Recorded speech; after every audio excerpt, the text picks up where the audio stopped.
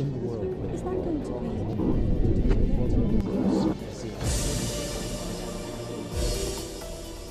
be? It's a vast land where civilization can be traced back some 7,000 years. Mali has been at the heart of West African culture and history for many centuries. But the eventual decline of the West African empires in the 19th century gave way to European colonialism. The French rule of Mali began in 1892, and after its independence in 1960, political divisions, power struggles, and rebellions led to instability and conflict. Mali's location means its stability is crucial for the rest of Africa's Sahel region. French and regional troops have been operating in the country since 2012, fighting ISIL and Al-Qaeda-linked groups in the area. But despite a spiraling security crisis, French troops have left Mali after a 9-year deployment. The withdrawal came after the military took power in 2020 and demanded all French troops leave Malian territory.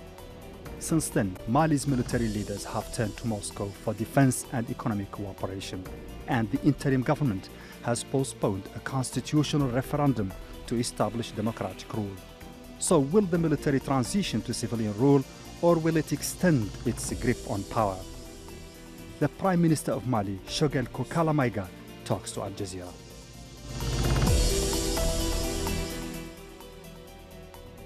Mr. Choguel Kokala Maïga, Prime Minister of Mali, welcome and thank you very much for talking to Al Jazeera. Thank you. Mr. Prime Minister, let's start with what is going on. Regarding this referendum, do you think it's going to happen?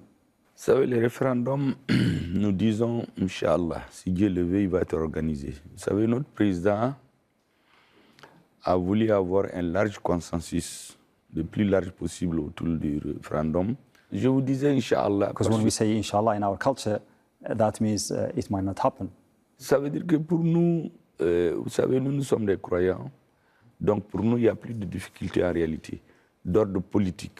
Mr. Prime Minister, it's very clear that the opposition has rejected this new constitution project. They say that a constitution should be written only by an elected government. Vous savez, d'abord, l'unanimité n'existe nulle part. Comme on dit chez nous, même Dieu qui a créé les hommes, il y a des gens qui sont des athées. Pourtant, ils ont le droit de vivre sur terre.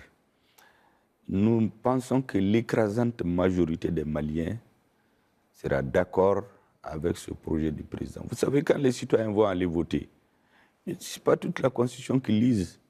Ils se posent la question qui sont d'accord avec ce que propose le colonel Assimi Goïta, le nouveau président, qui ne sont pas d'accord. C'est oui ou non. Et l'écrasante majorité des Maliens dira oui, je suis certain. Parce que la Constitution du Mali, c'est la 4e. Mais toutes les 3 premières constitutions ont été proposées par des gouvernements d'exception. En 1960, ce n'est pas une élection, ce n'est pas un référendum qui a adopté la Constitution. En 1974, c'était des militaires qui étaient au pouvoir. En 1991, c'est un militaire qui dirigeait ce régime d'exception. Et celui de cette année est aussi un régime transitoire, mais avec une très grande popularité. C'est pour cela que nous sommes convaincus que cette constitution passera majoritairement auprès des Maliens. I was about to say that there is nothing new about this constitution because, like the ones that preceded it, it is also coming after a coup. But my question now is, why this new constitution? Vous savez, beaucoup oublient d'où vient ce pouvoir de transition. Chaque pays a des raisons objectives qui président à sa transition. Au Mali, nous étions confrontés à l'insécurité dans le Sahel et dans tous les pays du Sahel. Et cette insécurité était devenue tellement criarde que notre population ne vivait plus. Donc il y a eu un soulèvement populaire pour décrier ce qui était en train de se faire, mais qui était apprécié par ailleurs. Et nous avons un groupe d'officiers qui ont fait près de la moitié de leur vie sur le théâtre des opérations, dont l'actuel président de la transition, le ministre de la Défense et leurs camarades, le président du Conseil national de transition, qui ont regardé ce que le peuple demande. Donc cette transition n'a que le seul objectif, faire ce que le peuple demande. Qu'est-ce que le peuple a demandé en se soulevant? Premièrement, il faut la sécurité des Maliens. Des camps militaires entiers tombés, des villages entiers, des femmes enceintes. Il faut arrêter cela. Ça, c'est terminé aujourd'hui. Deuxième priorité, il faut des réformes politiques et institutionnelles pour que nous ne retournions pas à la situation du passé. Et nous avons mené une réflexion qui nous a conduit aux assises nationales de la refondation. Donc nous voulons refonder l'État malien pour que plus jamais un pouvoir politique ne crée des conditions de retour à un ordre non constitutionnel. Et cela a été défini dans les assises nationales de la refondation. Donc le président de la transition actuelle, il applique ce que les assises nationales de la refondation ont demandé. Une nouvelle réorientation, une nouvelle refondation de l'État malien, une nouvelle constitution et la lutte contre l'impunité et la corruption. Voilà les principales. Et bien sûr, l'application de l'accord de paix et de réconciliation issu du processus d'Alger. Bien sûr, tout cela doit être mis en musique par un organe indépendant électoral. Cela est fait au Mali.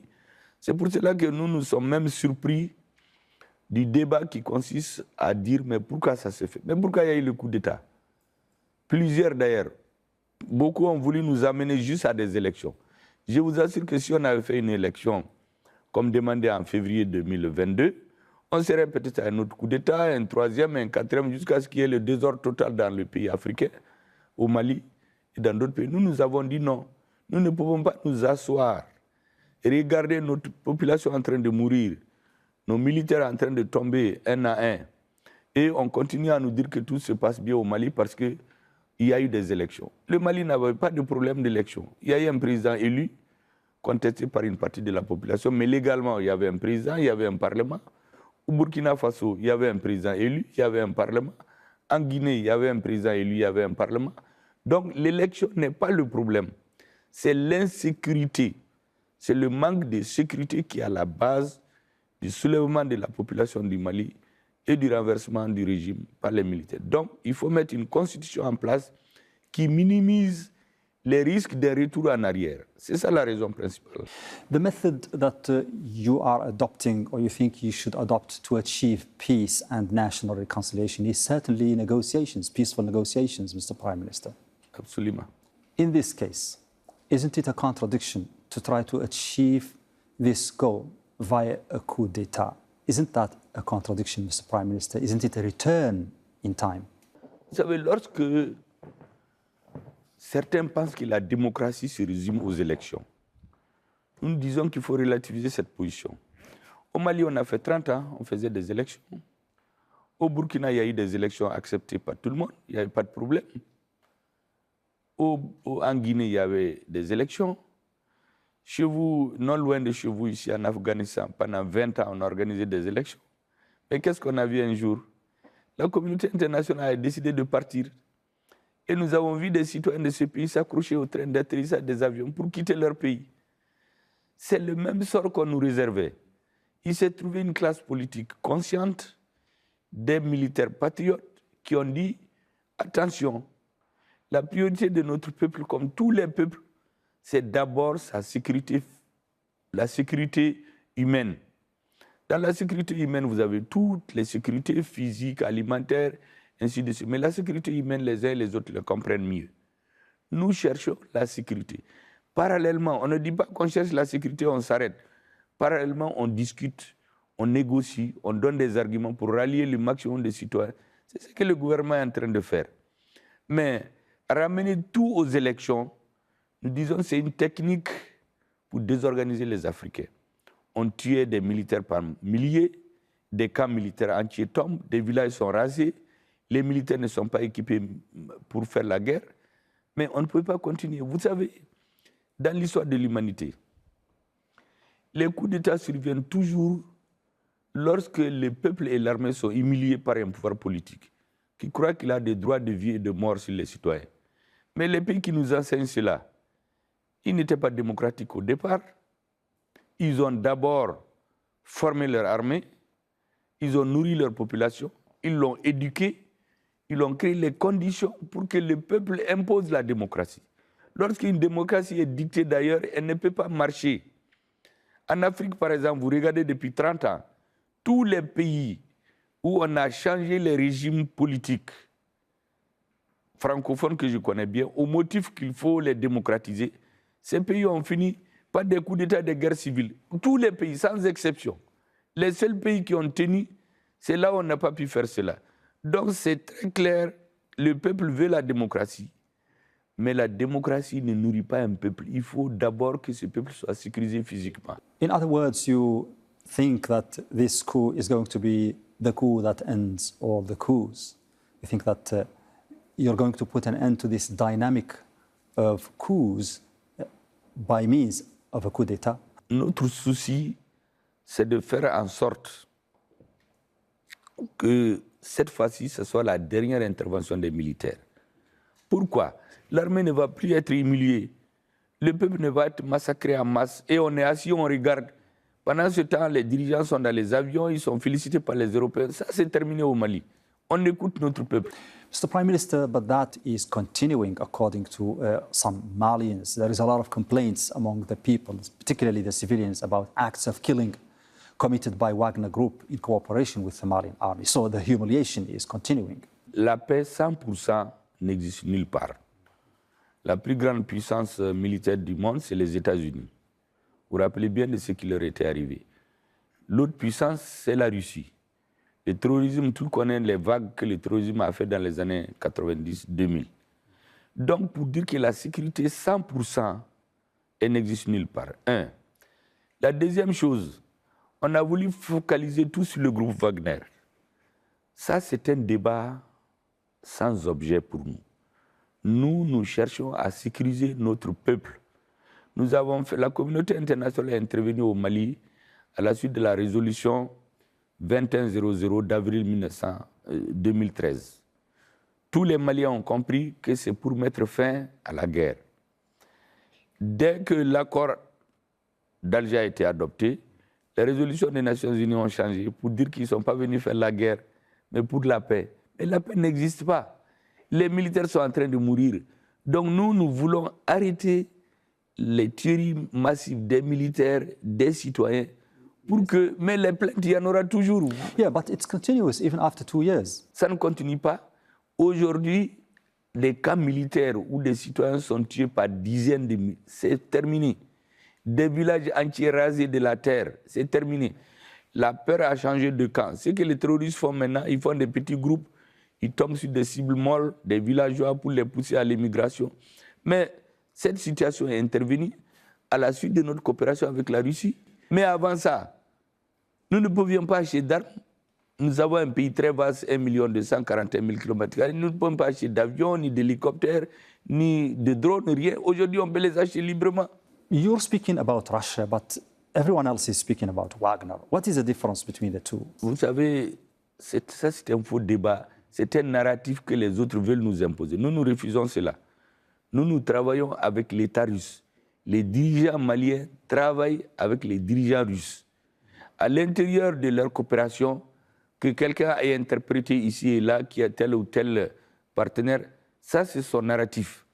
Mais les groupes dits du groupe type privé, on a connu ici dans les années 70, qu'est-ce qui organisait les coups d'État? C'était des groupes privés, dirigés par Bob Denard en France. Aux États-Unis, en Irak, il y a eu des groupes privés. Ça, c'est un faux débat. Le plus important, c'est de sauver la vie des populations maliennes. Mr. Prime Minister, I mean, in terms of economic aid and every other thing that the Europeans and the French have been doing in Mali, do you think Russia can be an alternative to that?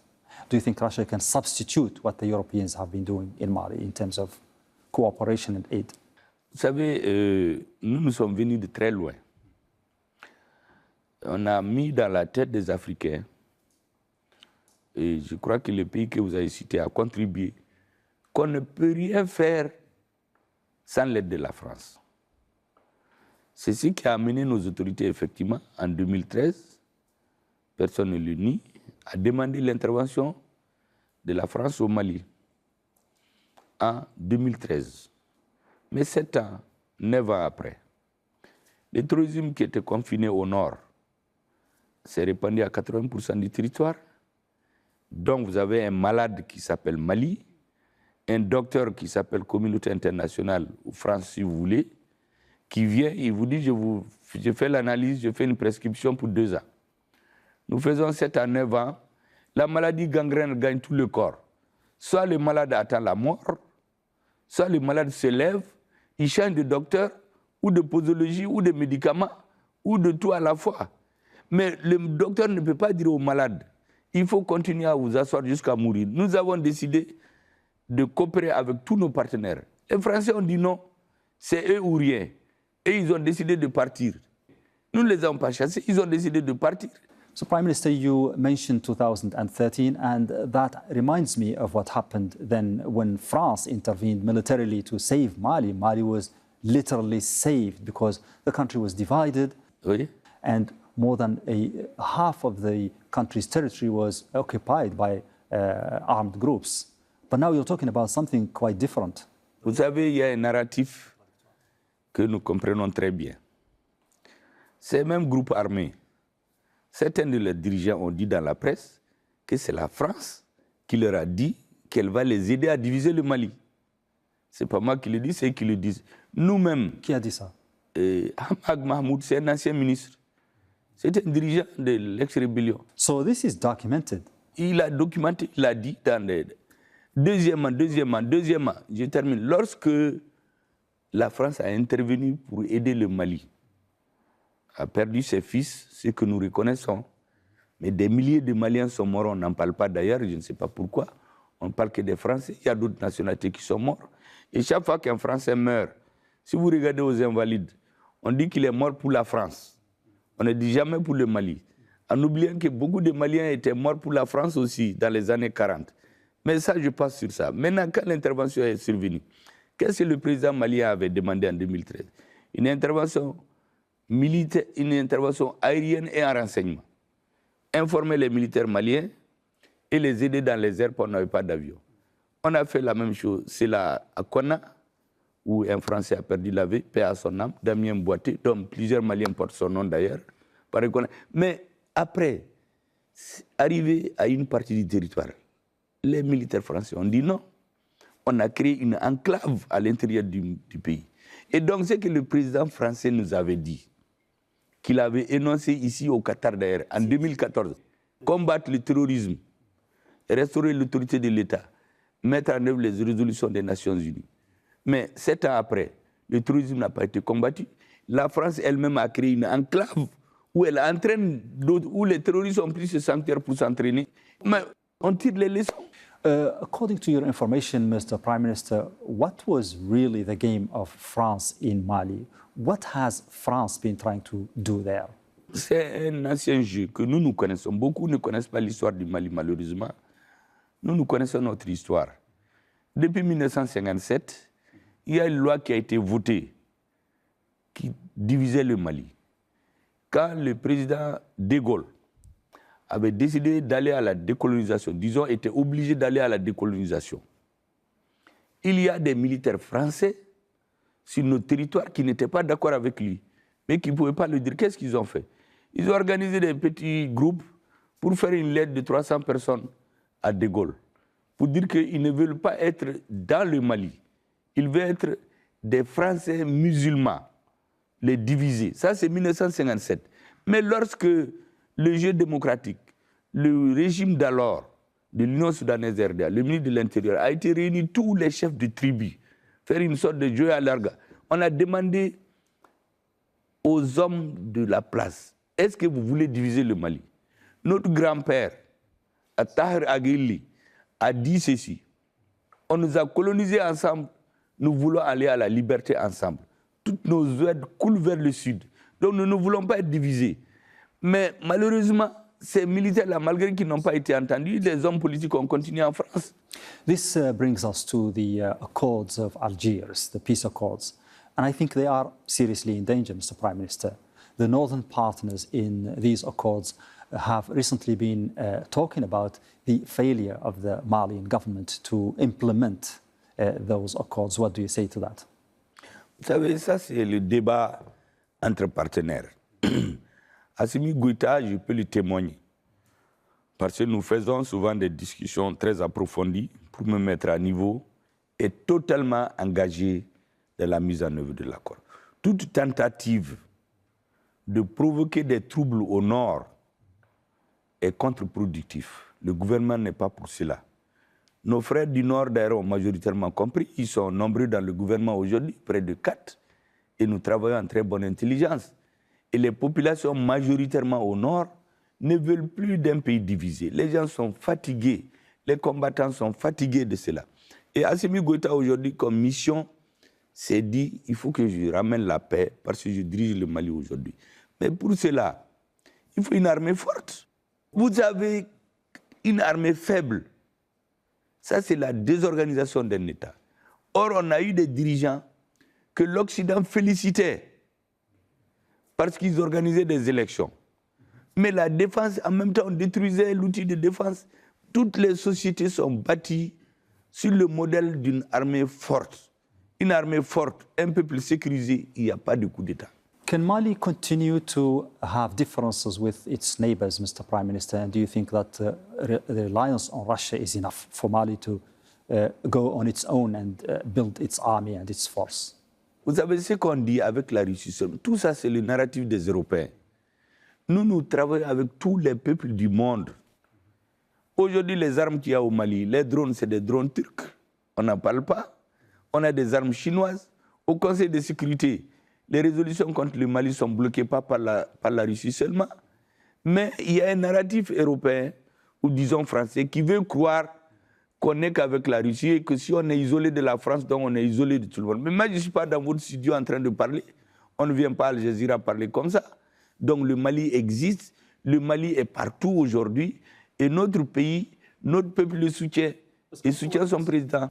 Do you think the neighbors should also copy the model you have initiated with Russia? Non, nous n'avons pas initié un modèle. Nous avons cherché à résoudre nos problèmes de survie. Si cela est un exemple que des pays suivent, mais bravo, quand vos citoyens meurent, des villages sont rasés, des militaires meurent. Mais qu'est-ce que vous voulez qu'un dirigeant responsable fasse? It seems that Mali is working on the creation of a kind of federation with Guinea, Conakry and Burkina Faso. Can you tell us more about that? Non, en réalité, les peuples sont en avance sur les gouvernants. Vous savez, la CEDEAO dont vous avez parlé, c'est une organisation des peuples. Et après, celui des gouvernants. Quand la CEDEAO a pris ses sanctions, les peuples ont refusé. À la frontière entre les pays, le Mali et ces pays-là, les peuples ont dit non parce que c'est des frontières artificielles. Aujourd'hui, nous avons la Mauritanie et la Guinée, que je félicite au passage. J'encourage leur peuple et les dirigeants qui ont fait preuve de beaucoup de courage physique et politique et stratégique ont refusé. Mais aujourd'hui, si les peuples burkinabés, les peuples maliens, les peuples guinéens et d'autres veulent de plus en plus être ensemble, le rôle du dirigeant, c'est de faciliter ce travail-là. Is that going to be an alternative to the economic community of West African states? Non, pas du tout. La CEDEAO, c'est une organisation. Nous sommes membres de la CEDEAO. Nous n'avons pas dit qu'on veut quitter, sauf si quelqu'un a décidé de nous y expulser. Nous avons d'ailleurs l'impression qu'on veut, certains pays hors africains veulent profiter de la crise malienne pour disloquer la CEDEAO. Donc on trouve des dirigeants qui sanctionnent des pays pour les pousser dehors. La CEDEAO, c'est une création des Africains du Mali. Ce qui est entre nous et la CEDEAO aujourd'hui, c'est comme une brouille, ce que nous pensons, entre deux frères. Nous allons finir par nous entendre quand l'un des frères arrivera à la réalité. Et je crois que c'est en train d'arriver petit à petit. Au sein de la CEDEAO, la plupart des chefs d'État aujourd'hui comprennent que la première voie n'était pas bonne. Aujourd'hui, la quasi-totalité des chefs d'État de la CEDEAO, au niveau de l'Union africaine, si vous écoutez le dernier discours du président de la Commission de l'Union africaine, lorsqu'il a fait le terrain, il a compris que les sanctions, ce n'est pas une solution. On ne peut pas continuer à laisser nos citoyens en train de mourir et nous parler de démocratie. Quelqu'un qui n'a pas à manger, il meurt, il a faim. Vous lui amenez un bulletin de vote au lieu de lui amener à manger. Mais ça, ce n'est pas la démocratie. En Occident même, au début, c'est l'élite qui votait. Ce n'est pas tout le peuple. En France, c'est après la Deuxième Guerre mondiale que les femmes ont commencé à voter. Ce qu'eux, ils ont fait en 200, 300, 400 ans. Ils veulent faire ça en Afrique en une année, en quelques mois. Mais ça ne peut pas marcher. Mais nous avons compris qu'en réalité, c'est une technique pour nous diviser. exactement comme en 1884, on a découpé l'Afrique, on veut nous raser à notre absence. Tu ne peux pas raser la tête de quelqu'un s'il n'est pas là. On ne peut pas l'accepter. Prime Minister of Mali, thank you very much for talking to Al Jazeera. Thank you. Bye.